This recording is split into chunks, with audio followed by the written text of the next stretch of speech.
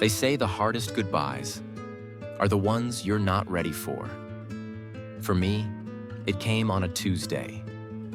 The hospital smelled of antiseptic and rain. I sat beside her bed, my mother's breathing shallow, her skin pale against the white sheets. She took my hand, her fingers trembling. Daniel, She whispered, barely above a breath. promise me, you'll go to the place where your father proposed to me and leave my locket there. Her voice broke, but her eyes, they were steady. I nodded. I didn't trust my voice, so I just held her hand tighter, wishing time would stop. A week later, I stood in the rain. Black umbrellas, lowered heads, words from the priest that blurred into the sound of water hitting earth.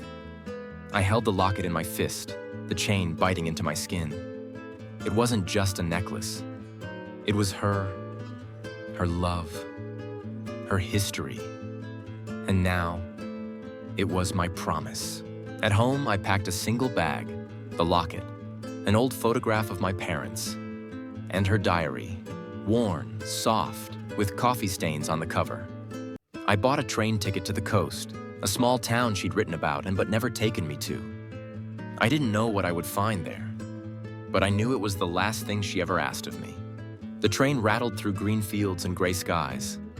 An elderly woman sat across from me, knitting.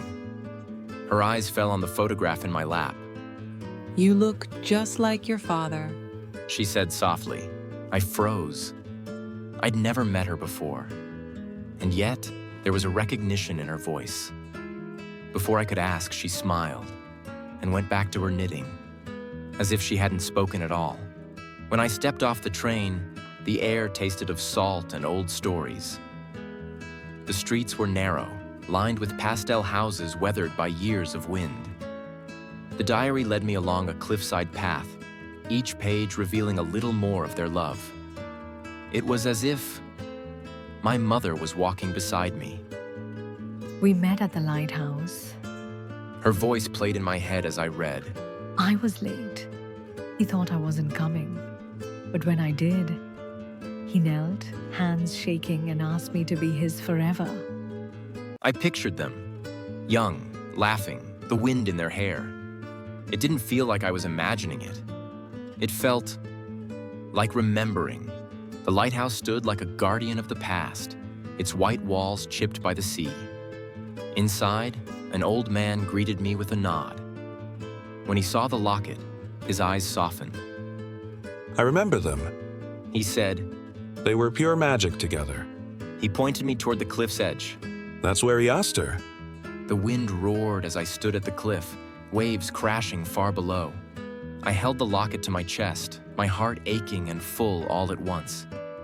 Here, Mom, I whispered. I kept my promise. I placed it gently in a hollow in the rocks. For a moment, the wind stilled, and then a warmth brushed over me, like an embrace. Maybe it was the sun. Maybe it was her. I walked back toward the town, lighter somehow.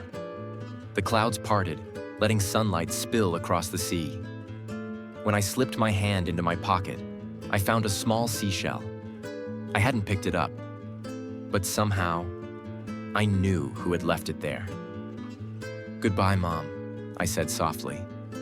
And for the first time in weeks, I smiled.